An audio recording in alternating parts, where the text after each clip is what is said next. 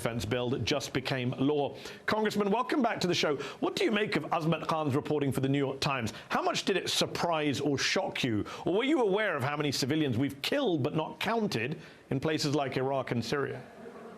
The specifics of her reporting came as a surprise, but as you may know, Senator Warren and I actually have written to the Pentagon months ago saying we need an accurate count of the civilian casualties. We both believe that they've been undercounted, and we have also called for a comprehensive review of our drone strike policy. What are we doing to make sure that the decision-making is diffuse, that there is someone who is responsible and it's not just one individual, that we're taking every precaution to avoid the killing of innocent lives. And we're waiting, that we were told the administration is doing a comprehensive review, so we're waiting to hear back from the Department of Defense. And yet, not only are we not getting those reviews or accountability, we're getting more money spent on warfare. The recent defense spending bill that just got signed into law gave the Pentagon a bigger budget than it had even under Donald Trump. That's after the end of America's longest war. You think defense spending would be going down, not up, when we just ended a war. Congress gave the administration $25 billion more than it asked for.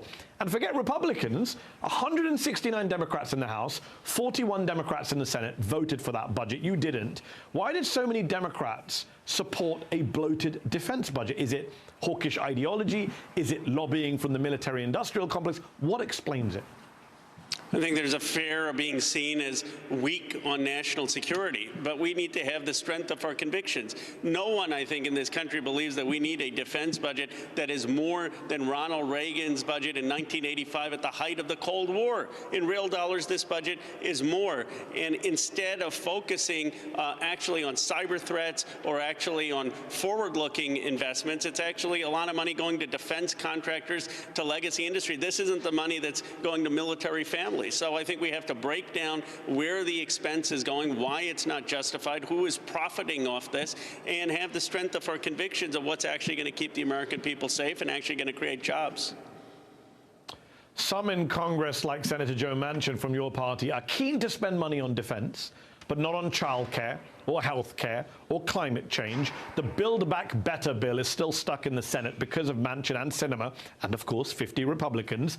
Have a listen to Pramila Jayapal, chair of your House Progressive Caucus, speaking on CNBC today about the Fox interview before Christmas, in which Manchin said he was a no on BBB.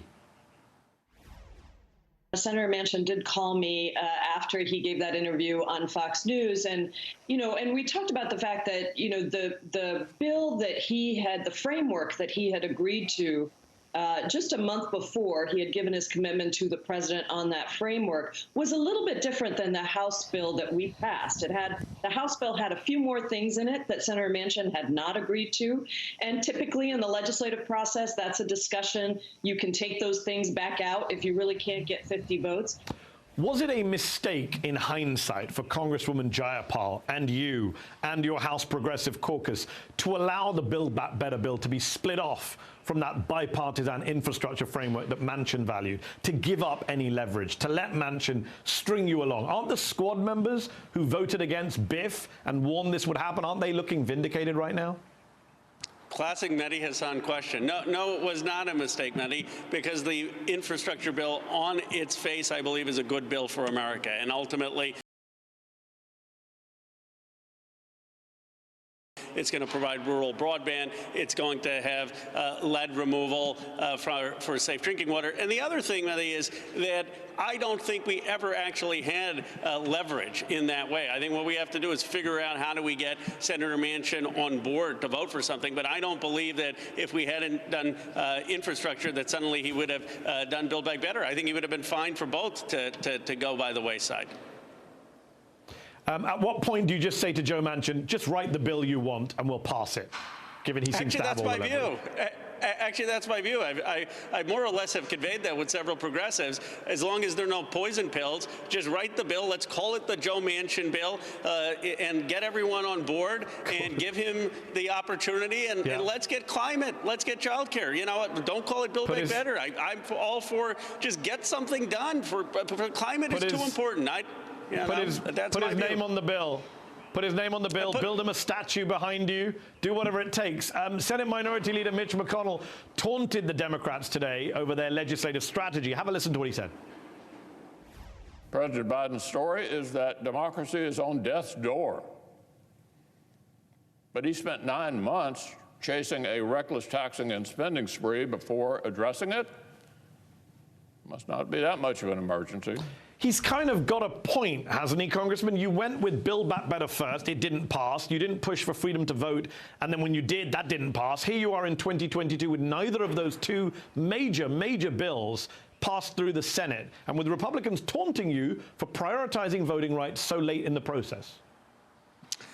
I don't think anyone has said that democracy is at death's door. I don't believe that. But here's what I do know, that we are no longer operating in a nation where every person has an equal right to vote, because state legislatures are deciding that some people in some communities shouldn't have as many ballot boxes because they're deciding conveniently to toss people off the rolls if they have been there and haven't voted, because they're deciding that they can overturn local boards of elections. And my concern is one of justice. It's not that suddenly all American democracy is going to die, but this has been hard fought. We've only truly been a multiracial democracy since 1964, and we're losing some of that, and that is urgent. It is the most urgent thing we can do. I think we have been pushing for it. The reality is everyone knows that we don't have the 50 votes yet for the voting rights. I think the president's hope was that if we got the other part of his agenda, it would create momentum to get this done. Yeah, hindsight's 20/20, but the question really is, how do you move the couple senators who are holdouts? I mean, I would argue that democracy is at death's door, especially if these two voting rights bills don't pass. And I just wish Joe Biden had given the excellent speech he gave the other day 9 months ago, 6 months ago. But we're almost out of time. I must ask you about another topic, the COVID crisis, Congressman. You and Senator Bernie Sanders are co-sponsoring, in my view, a very important bill to have a free package of 3 high-quality N95 masks sent to every American household, plus the unhoused, plus the imprisoned. Why has this not happened yet? Why has this administration been so behind the curve on both sending out free masks and free tests, unlike so many European countries? It's a scandal, is it not?